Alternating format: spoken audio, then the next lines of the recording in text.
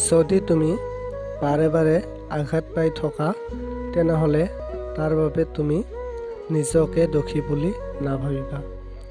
এটা কথা মনত ৰাখিবা, যিটো গছৰ ফল বেছি মিঠা হয় সেই গছজোপাতে বেছি শিলগুটি দলিওৱা হয়।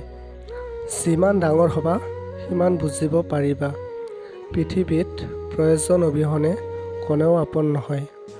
জীৱনটো এটা দীঘল যাত্ৰাপথ বুলি ভাবি লৈ আগুৱাই যোৱা। তোমাৰ উদ্দেশ্য ঠিক থাকিলে সঠিক পথৰ সন্ধান নিশ্চয় পাবা।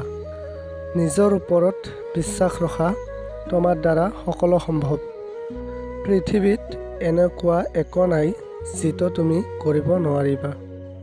এইটো সংকল্প লৈ আগুৱাই যোৱা, তুমি এদিন সফল হ'বাই। ব্যৰ্থ হোৱাৰ বহুত উপায় আছে, কিন্তু সফল হোৱাৰ বাবে একমাত্ৰ উপায় হ'ল প্ৰচেষ্টা।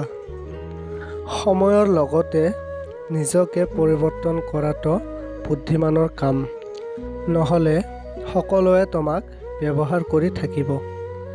অহংকাৰ তেওঁলোকেই কৰে যিসকলে হঠাৎ এনেকুৱা কিবা এটা বস্তু পাই যায় যিটো পোৱাৰ যোগ্যতা তেওঁলোকৰ নাছিল।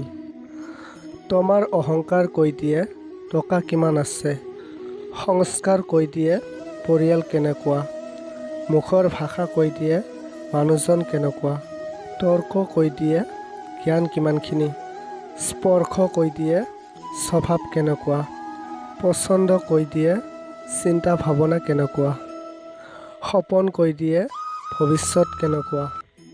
সময় বেছি লাগিলেও ধৈৰ্য সহকাৰে কাম কৰি যোৱা, সফল তুমি হ'বাই। জীৱনত এই দুজন মানুহ কেতিয়াও সুখী হ'ব নোৱাৰে, এক অৰ্থলোভী নাৰী আৰু দুই নাৰী লোভী পুৰুষ। শুনিবলৈ বেয়া লাগিলেও এইটোৱেই বাস্তৱ। যদি ভিডিঅ'খন চাই ভাল পালে প্লিজ ভিডিঅ'খনত এটা লাইক কৰিব আৰু নতুন হ'লে চেনেলটো ছাবস্ক্ৰাইব কৰিব। লগ পাম পুনৰ এটা নতুন ভিডিঅ'ত। ধন্যবাদ।